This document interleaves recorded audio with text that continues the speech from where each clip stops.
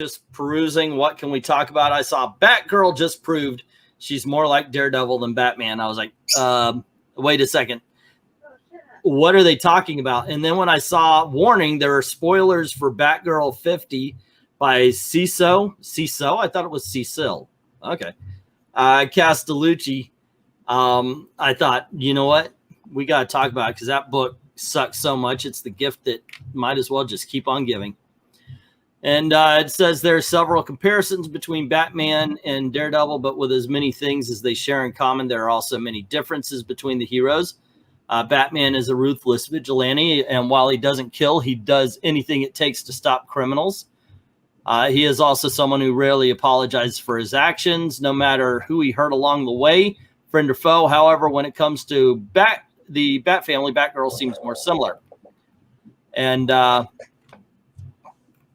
all right, Batgirl's Gotham's most underrated hero. Let's see. As the recent run of Daredevil shows, he is someone who has constant remorse. Matt Murdock is someone who goes to confession more than probably any hero in comics. After a recent confession, blah, blah, blah. Okay, in the final issue of Batgirl, Barbara Gordon knew if she wanted a relationship with Jason to work, she had to make things up to him as Batgirl while not revealing her identity. Okay, so she went and apologized. She did her confession. Okay, let's see. All righty. Later, Batgirl and Batman talked about the state of Gotham, and when Batman brings up that he lost money in the Joker War, she points out that he's still a millionaire instead of a billionaire, and she said he could still help people on the street. So, score 1 point for Eric Breen. And when Batman tried to make excuses, she wouldn't hear any of it.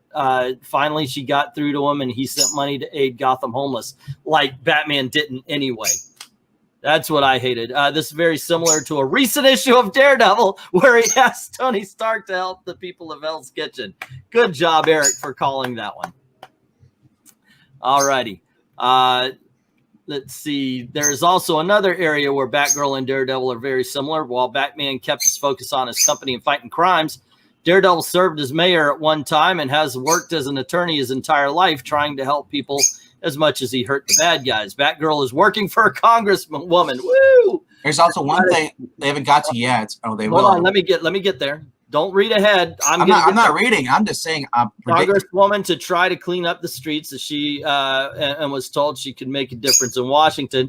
She also convinced her dad to help in the protests. It's a fucking riot, morons. That's why we were going, this is dumb.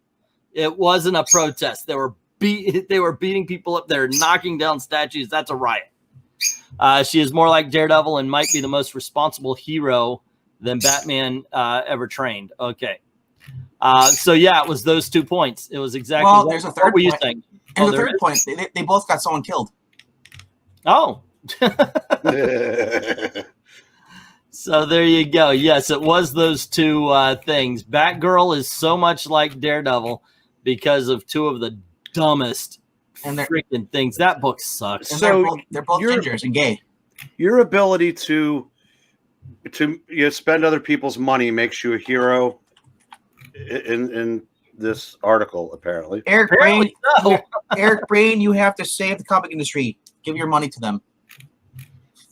Yeah, I couldn't save a 6-3 lead in the ninth with my money. I'm just going to say this right here. This is a horrible headline. Marvel introduces Thor's daughter. She's got her own hammer. Yeah. Leandra Graves, the Ninja Turtles crossover with the Ghostbusters was great. And I'm surprised they didn't do it because they did a DC Batman with the Turtles. But I'm like, where's the Ghostbusters crossover?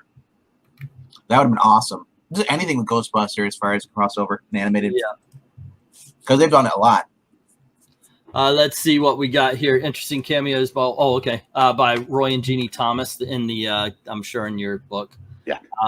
Let's see what else we have. As bad as Spider-Man, Spidey Signal. Who's he calling? I always thought like the light that he's shown on was to kind of surprise criminals. Yeah, and also when he's underwater or somewhere, you see the light sea. Yeah, because it wasn't like a spider signal in the sky, but it was. That's what I thought. What about you, Breen? Oh yeah, that's right. He used to have the flashlight on his belt. They would shine once in a while. Yeah. God, I've forgotten all about that. I was thinking my mind went to Spidey's sense. Oh, so I. Yeah, Castellucci sent the series out on a self-centered, narcissistic, self-aggranding, self-righteous, holier-than-thou, solipsistic,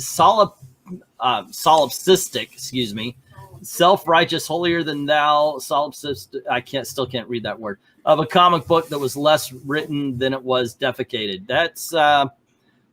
That's pretty accurate. If I'd have thought of a couple of those, I would have used those on my 3 videos that I made on the book. I think it's great. I think that's a great last line there. You mean you didn't do a fourth one? Less written than it was defecated. Yeah.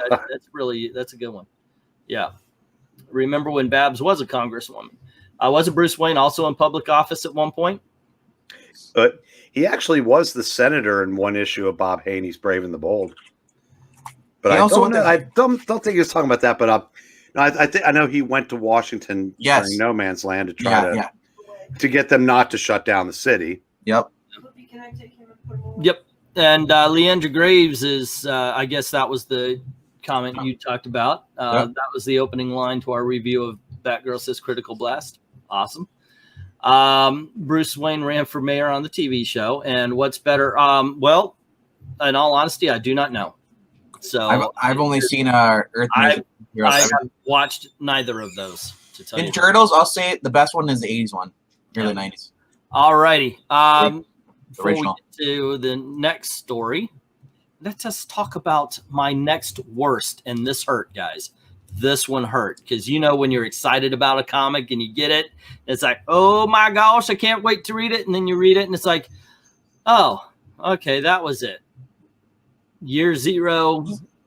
Yes. Into issue 1.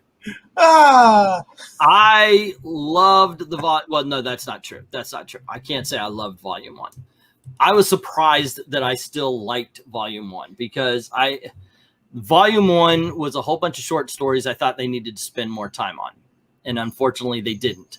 Yep. Yet it was still a compelling and fun read. But the reason why it was a compelling and fun read was there were characters that you could get behind. Even the guy who sat in his basement that because he was a survivalist, let me put away food, let me put away, he's a lonely isolationist in a way. Hold on, Gailey. And the way I described that guy, he was like Sheldon Cooper merged with Eugene. Yeah. So you could even get behind him. At least he was a decent character.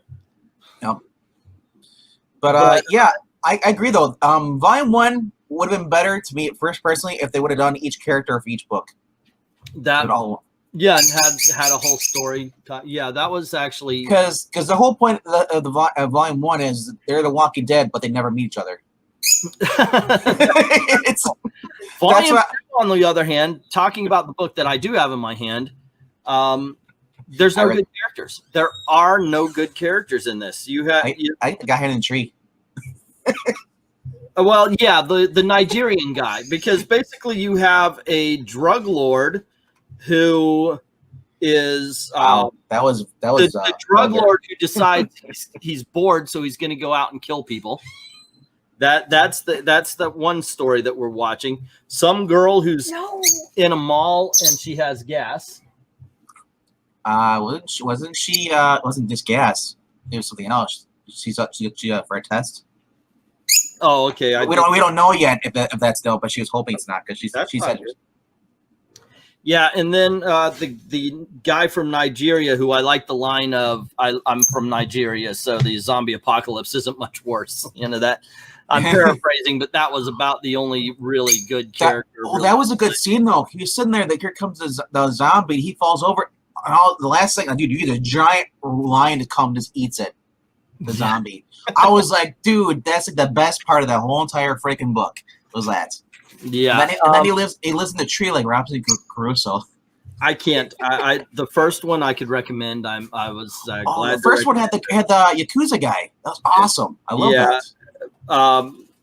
I just know the flaws of the first one. This one just isn't good. So far, it's not good. My thing is like, why do you give us only 5 books of characters when you could continue it and just continue with those characters and add to the characters if you want to? So there you go, gang. That's what we think. What do you think? Is Batgirl really DC Comics version of Daredevil? And what did you think of year 1? Let me know in the comments below. Don't forget to click like, share, and subscribe, and ring that notification bell. And if you don't mind helping out the channel, go on over to Ko-Fi, Patreon, or into the members only. Drop $1 in the till. Helps keep the lights on, helps keep making videos for you, and help us keep Twiddles quiet. Like, thank everybody who's already done that. To everyone, all of the true believers, thank you very, very much for watching.